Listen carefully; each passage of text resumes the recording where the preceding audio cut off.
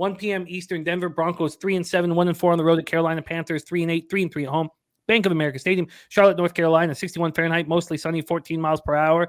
And we went back to the well again on the under with the Broncos, and we cashed again. And now this total is getting very low. But we know what happens with Carolina at home. They don't score, and they play good defense. But Pinnacle's moved it to 35.5. Broncos open up -2.5 and -110. They're now -2.5 and +103. There was a 12-cent move towards these Panthers at 4 o'clock today. From a total perspective, as I said, down to 35.5, but Pinnacle opened it at 35.5. So some books had it at 36.5, some books started at 37. Sharpie says that Sam Darnold will be starting for the Carolina Panthers. Sky Dragon says Carolina money line and still wants the under. Spenny says this is the definition of a bum fight. Bunch of burning trash cans running into each other. 1st to 17 wins, says Sky Dragon. Broncos come in. Let's just see that again. 52% of the tickets, 82% of the cash on the Panthers. And then you have 54% of tickets on the under. I'm so curious to see what Darnold will do here. Broncos come in off an ugly 22-16 home loss to the Raiders in overtime, 6 loss in a 1-score game. Nathaniel Hackett gave the offensive play calling duties to Clint Kubiak. And it looked good after one drive, but then they just stopped scoring and ended up with 320 yards of offense. Russell Wilson, 24-31 for 247 yards. Cortland Sutton looked good. 5 catches for 80 yards. Kendall Hinton, 3 for 57. Latavius Murray ran 17 times for 49 yards. Touchdown, caught 4 for 23. Melvin Gordon ran 8 for 31, caught 5 for 39, lost another fumble, and has since been waived. So they will go with Marlon Mack behind Latavius Murray and a Zigbo. The defense finished with just 1 sack, 4 quarterback hits.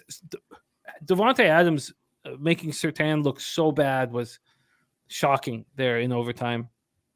And Surtain gave up 2 big pass touchdowns to Adams with a 31-yarder in the first half, and, of course, the winner in overtime. Broncos lose Chase Edmonds on their first drive. He's on IR, but, again, there's no real concern from the going with Murray and, Murray, Mack, and the Zigbo. Defensive lineman Jonathan Harris left in the second quarter, and he's gone for multiple weeks.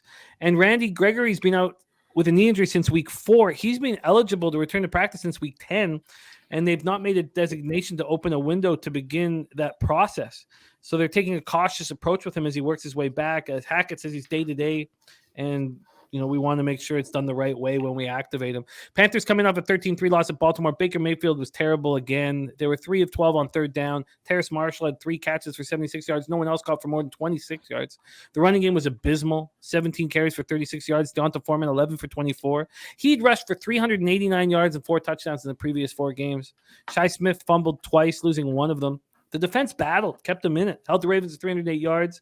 Baltimore had rushed for at least 150 yards in 8 straight games, longest streak since the 85 Bears. And they held the Ravens to 115 yards on 30 carries. But Corey Littleton injured an ankle in the first quarter, their linebacker, and there's been no update at this point. He didn't practice today. Take it away for us here, Andy. Broncos, Panthers. Jesus, Mac Beaver says, Hackett is day-to-day. Yeah, there's been some reporting out of Denver that they're watching for possible interim coach time, which it would be crazy.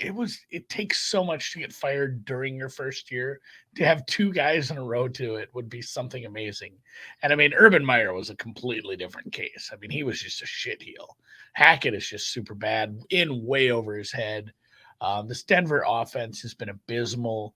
Again, the stat that floats around every week is like, hey, if they scored 20 points every week, they'd be like 9-1. Like it's almost got to feel horrible. It's like the same conversation we had with the Jets.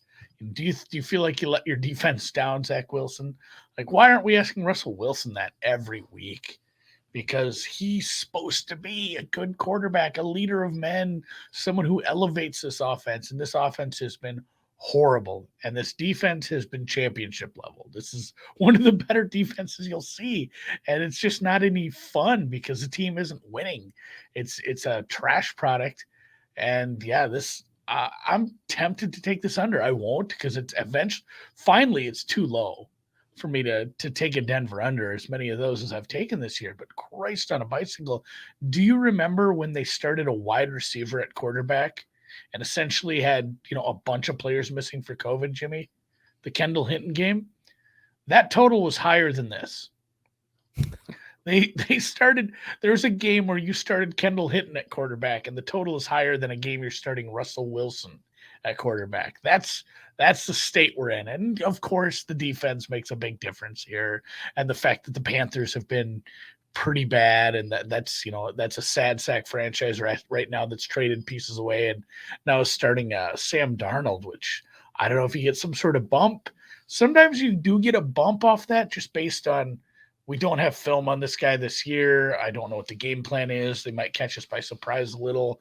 If you made me bet this, I'd probably bet on Sam Darnold, which feels horrible. So the total's too low. Even saying what I said, I can't bet money on Sam Darnold right now. So this is another pass. This is a bad week, Jimmy. There's a bunch of bad games. Like, people asked why they didn't flex a game into Sunday, because there aren't any good games this week. The fun ones are on Thursday, guys.